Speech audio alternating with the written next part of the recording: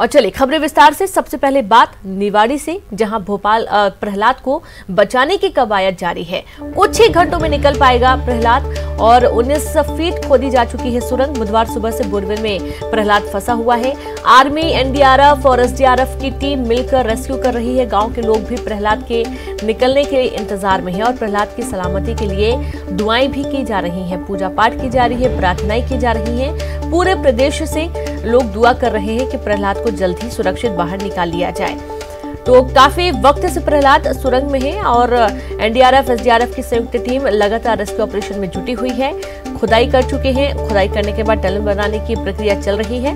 हालांकि काफी वक्त लग गया। जिस तरीके से एक अंदाजा था कि शायद 24 घंटे में प्रहलाद को निकाल लिया जाएगा, लेकिन 44 घंटे और उसके बाद 24 घंटे और पूरे होने को है, लेकिन अभी भी प्रहलाद सुरंग में है। निवाड़ी के सेठपुरा गांव में बोरवेल में गिरे मासूम को बाहर निकालने के लिए रेस्क्यू ऑपरेशन लगातार जारी है। प्रहलाद कुछ घंटों में बोरवेल से निकल जाएगा। प्रहलाद को निकालने के लिए अब तक लगभग 19 फीट तक सुरंग खोदी जा चुकी है और बताया जा रहा है कि अभी 4 से 5 फीट और खुदाई की जाना बाकी है। बोरवेल में ऑक्सीजन की कमी ना हो, इसलिए मासूम को बाहर से लगातार ऑक्सीजन दी जा रही है। पुलिस के साथ साथ सेना के जवान और एनडीआरएफ, एसडीआरएफ की टीम साझा ऑपरेशन कर मासूम को सही सलामत बाहर निकालने में जुटे हैं। गांव में धारा 144 लगा दी गई है। रेस्क्यू ऑपरेशन जारी रहने तक 144 लगी रहेगी। आपको बता दें कि 5 साल का प्रहलाद बुधवार सुबह अपने ही परिवार के खेत के बोरवेल में गिर गया था और अब तक 50 घंटे से ज्यादा का समय हो चुका है।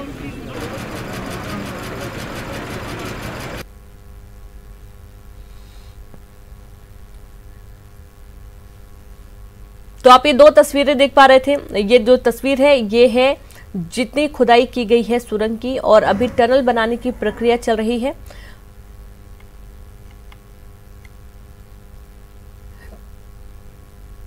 तो इस पूरे मामले में दमोह पहुंचे सीएम शिवराज सिंह चौहान ने कहा कि हमारी पहली प्राथमिकता है कि हम प्रहलाद को सकुशल निकाल पाए। सीएम ने कहा कि खुदाई का काम लगभग पूरा हो चुका है, जल्द ही बच्चे को वहां से निकाल लिया जाएगा। तो तमाम प्रार्थनाओं का दौर भी है और दमोह पहुंचे मुख्यमंत्री शिवराज सिंह चौहान ने भी बच्चे के जल्द निकलने की बात कही। उनका यह है कि पहली प्राथमिकता बच्चे को निकालना ही है और जल्द ही उसे निकाल लिया जाएगा।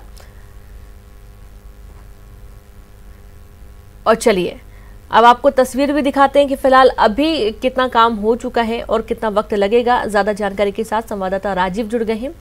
राजीव, तकरीबन और कितना वक्त लगेगा? क्योंकि आप देखिए पहले लग रहा था 24 घंटे काफी हैं, 44 घंटे काफी हैं, लेकिन अब बहुत ज्यादा वक्त हो चुका है। फिलहाल अभी क्या स्थिति है? बिल्कुल रीनू, जो प्रहलाद है पिछले लगभग 68 घंटे हो चुके हैं और प्रहलाद अभी भी बोरवेल में फंसा हुआ है। रात में यह लग रहा था कि रेस्क्यू जो है जो देर रात तक सक्सेसफुल हो जाएगा, लेकिन जो सुरंग है वो अभी खोदे जाने की कवायद जारी है, क्योंकि वो सुरंग सिर्फ एक आदमी उसमें बैठकर ही मिट्टी निकाल सकता है और धीरे धीरे खोद सकता है, इसलिए उसमें बार बार पानी भी आ जाता है और जिस वजह से वो जो सुरंग की खुदाई का काम कर रहा है वो गीला हो जाने की वजह से सर्दी भी उसको लगने लगती है। इसके बाद दूसरा व्यक्ति उसमें भेजा जाता है, तब तक उसको राहत दी जाती है। तो इस तरीके से थोड़ा टाइम जरूर लग रहा है, लेकिन अब संभावना यही उम्मीद जताई जा रही है कि आज अब जल्द से जल्द प्रहलाद इस बोरवेल से बाहर निकल सकेगा रीनू।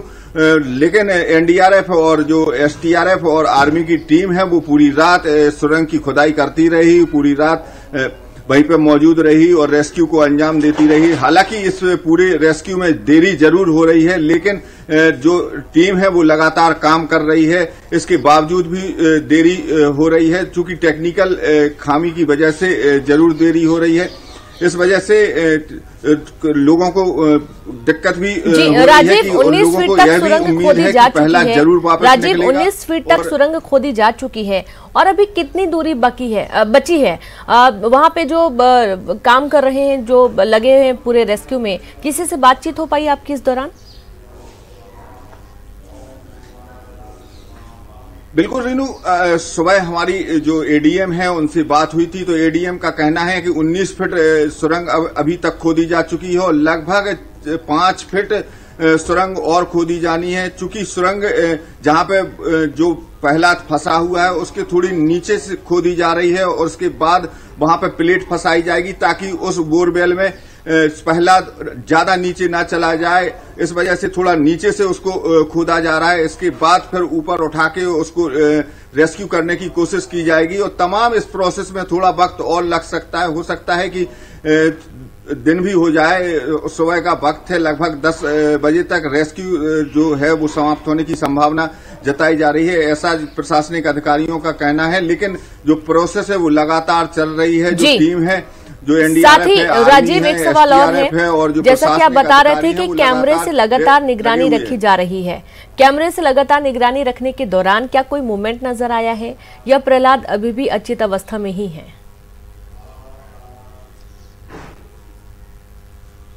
बिल्कुल रीनू, इस मामले में कलेक्टर से बात हुई थी तो कलेक्टर का कहना है कि 4 तारीख से जब से प्रहलाद बोरवेल में फंसा हुआ है उसके बाद प्रहलाद लगभग 1 घंटे तक उसका मूवमेंट और उसकी आवाज जरूर सुनाई दी, लेकिन जब से उसमें सीसीटीवी कैमरा डाला और पूरा रेस्क्यू ऑपरेशन शुरू किया गया उसके बाद उसकी सीसीटीवी कैमरा में कोई हरकत नजर नहीं आई। डॉक्टर्स का कहना है कि ऐसी हालत में बच्चा शॉर्ट्स में भी चला जाता है, बेहोशी की हालत में हो सकता है, जिस वजह से कोई मूवमेंट ना हो। लेकिन इसको लगातार ऑक्सीजन दी जा रही है। लेकिन यह बात जरूर है कि इसको खाने पीने और का कोई भी इंतजाम नहीं किया गया। चूंकि डॉक्टर से इस मामले को लेकर भी बात हुई थी तो डॉक्टर्स का कहना है कि ऐसी कंडीशन में कुछ फूड्स देना भी बच्चे को घातक सिद्ध हो सकता है उसके फेफड़ों में कुछ चला जाए, तो इस कारण से उसको कुछ डालने की कोशिश भी नहीं की गई। चूंकि वो बच्चा जो है वो 5 साल का है और लगभग 60 फीट की गहराई में है, तो गहराई ज्यादा है, इस वजह से जो रेस्क्यू है उसको करने में काफी दिक्कत आ रही है। बना के रखिए राजीव, आपसे लगातार जानकारी लेते रहेंगे, अपडेट लेते रहेंगे और उम्मीद यही है, दुआ यही है कि प्रहलाद जल्द से जल्द सुरक्षित सकुशल बाहर निकल आए। बहुत शुक्रिया आपका तमाम जानकारी। ब्रेक के बाद एक बार फिर से आप सभी का स्वागत है। प्रदेश में 28 सीटों पर विधानसभा उपचुनाव हो चुके हैं और अब सभी को 10 नवंबर का इंतजार है और इसी दिन वोटों की गिनती होगी और पता चलेगा कि प्रदेश में सत्ता की कुर्सी पर काबिज कौन होगा। ये 28 सीटों के नतीजे ही तय करेंगे कि प्रदेश में फिर शिवराज सरकार ही अगले 3 साल तक सत्ता संभालेगी या कमलनाथ की वापसी होगी। हालांकि रिजल्ट के पहले बीजेपी कांग्रेस दोनों ही पार्टियां सभी 28 सीटों पर जीत हासिल कर सरकार बनाने का दावा कर रही हैं। वहीं इन सबके बीच लगता है कि बीजेपी प्लान बी की भी तैयारी में जुटी है। ऐसा इसलिए क्योंकि शुक्रवार को बीएसपी विधायक संजू सिंह की मंत्री भूपेंद्र सिंह से मुलाकात की गई और दोनों के बीच करीब आधे घंटे तक बंद कमरे में चर्चा हुई है। संजू सिंह ने न्यूज 18 से बात करते हुए कहा कि बीएसपी का समर्थन बीजेपी के साथ और इसके साथ ही निर्दलीय विधायक सुरेंद्र सिंह शेरा और कई बार पार्टी को बागी रुख दिखाने वाले बीजेपी विधायक नारायण त्रिपाठी की कैबिनेट मंत्री के साथ मुलाकात के बाद राजनीतिक गलियारों में चर्चाओं का बाजार गर्म है। इस मुलाकात के कई सियासी मायने निकाले जा रहे हैं। देखिए, ग्वालियर चंबल संभाग में इस बार बहुजन समाज पार्टी बहुत अच्छा प्रदर्शन करने वाली है क्योंकि वो दोनों दलों की सरकारों को उस संभाग की और प्रदेश की जनता देख चुकी है, इसलिए बहुजन समाज पार्टी को अपना आशीर्वाद प्रदान करने जा रही है। हाँ, लगभग साफ है संकेत, इसमें कोई वो नहीं है और हम लोगों का जो मुख्य मकसद है वो हमारे क्षेत्र का विकास है। अभी भूपेंद्र सिंह जी से मिलने आया तो अपने क्षेत्र की कुछ समस्याओं को लेकर ही आया, उन्होंने आश्वासन दिया जल्दी उनको पूरा करेंगे और मुझे नहीं लगता कि अब कोई ऐसा बहुत बड़ी परिवर्तन होने वाला है। सब चुनाव में व्यस्त थे और इस वजह से बीच में 15-20 दिन मुलाकात नहीं हो पाई थी। अब वो भी भोपाल है, हम भी भोपाल हैं, तो सामान्य मुलाकात विकास के कामों पर चर्चा क्षेत्र की। देखिए, नंबर गेम में तो कोई दिक्कत है नहीं है, परिणाम बताएंगे 10 तारीख को।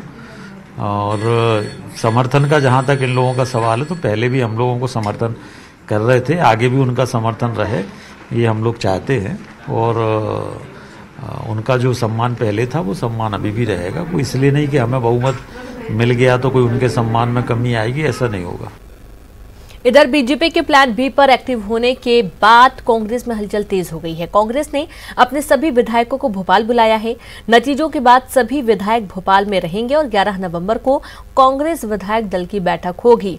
पूर्व मंत्री सज्जन सिंह ने कहा है कि बसपा सपा निर्दलीय विधायक भी साथ रहेंगे। इधर कमलनाथ ने बसपा विधायक संजू सिंह, निर्दलीय विधायक सुरेंद्र सिंह शेरा और नारायण त्रिपाठी के मंत्री भूपेंद्र सिंह से मुलाकात पर निशाना साधा। उन्होंने बीजेपी पर फिर विधायकों की खरीद फरोख्त का आरोप लगाया है। वहीं पूर्व मंत्री बृजेंद्र सिंह ने बसपा के कांग्रेस के साथ होने का दावा किया है।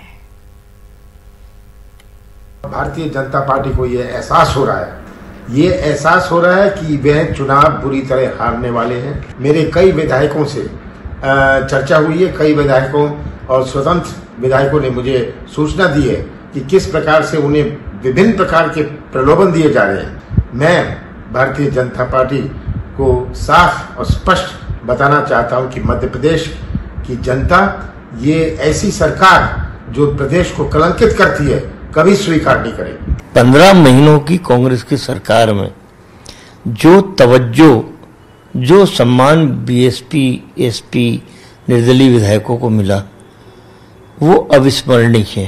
और इन 7 महीनों में भाजपा ने जिस ढंग से इन्हें प्रताड़ित किया, कोई काम इनके सपा बसपा वालों के निर्दलीय के नहीं हुए, तो ये समझ गए कि ये भाजपा उपयोग करके फेंकने वाली पार्टी है। तो उन मानसिक रूप से पहले कांग्रेस के साथ थे, तो अब मजबूती के साथ खड़े हैं हमारे साथ। राजनीति में है तो स्वाभाविक से राजनीति के गुणाभाग तो हर कोई लगाता है और ज्यादा जरूरत इसलिए नहीं पड़ेगी कि सारी सीटें ही हमें जीतना है। लोगों को जिस तरीके से हमारे साथ जुड़ा हुआ है, आम आदमी कांग्रेसियों के साथ खड़ा हुआ है, सत्य के साथ खड़ा हुआ है, धर्म के साथ खड़ा हुआ है। निर्दलीय सपा बसपा खड़े होंगे क्या? नहीं, वो तो है ही, उसमें क्या दिक्कत की बात है। राजधानी भोपाल में दिवाली से पहले खाद्य विभाग और प्रशासन ने बड़ी कार्रवाई की है और भारी मात्रा में नकली घी बरामद किया गया। टीम ने हनुमानगंज थाना क्षेत्र में यह कार्रवाई की। यहां से 400 किलो नकली घी, 1800 किलो वनस्पति घी, 40 तेल के केन और एसेंस की बोतल, 8 प्रकार के नामी ब्रांड के डिब्बे भी बरामद किए गए हैं और मौके से 3 लोगों को हिरासत में लिया गया है। एसएस एंटरप्राइज की फैक्ट्री का मालिक शंकर बत्रा की तलाश की जा रही है।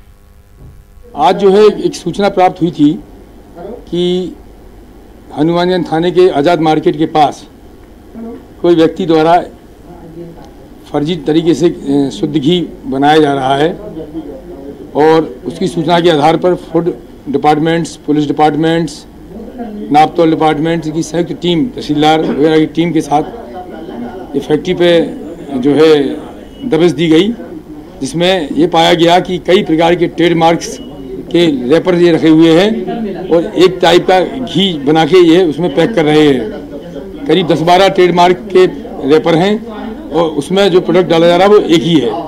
ये जो है केमिकल और एसेंस भी पाया गया है जिससे मिलाकर ये घी बना रहे हैं। खंडवा जिले में किसान सम्मान निधि में बड़ा फर्जीवाड़ा सामने आया है। जिले में करीब 300 आयकर दाताओं और 200 से ज्यादा शासकीय सेवक और पेंशनर ने झूठा घोषणा पत्र भरकर किसान सम्मान निधि का लाभ ले लिया। दरअसल यह खुलासा तब हुआ जब इन लोगों की आधार कार्ड की मैपिंग इनकम टैक्स के रिकॉर्ड से मैच की गई।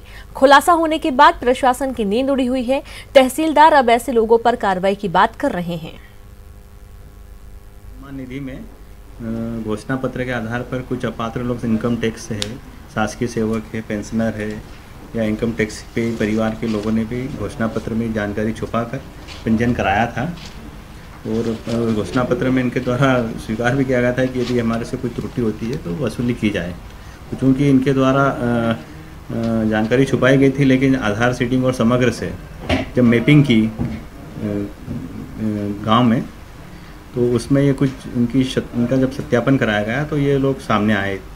तो कुल मिला के 510 के समथिंग है हमारे तहसील में। इन पर वसूली की कार्रवाई जारी है और 70% के लगभग लोगों ने अपना पैसा जमा करा दिया है। ये डीडीएम शीघ्र प्रशासन को वापस भिजवा देंगे। पन्ना में ट्रैक्टर ट्रॉली में आग लग गई। भूसा भरा होने के कारण ट्रैक्टर ट्रॉली जलकर खाक हो गई। बीच सड़क पर आग लगने से हड़कंप मच गया है। घटनास्थल के पास पेट्रोल पंप था, लेकिन समय रहते आग बुझाने से बड़ा हादसा टल गया है।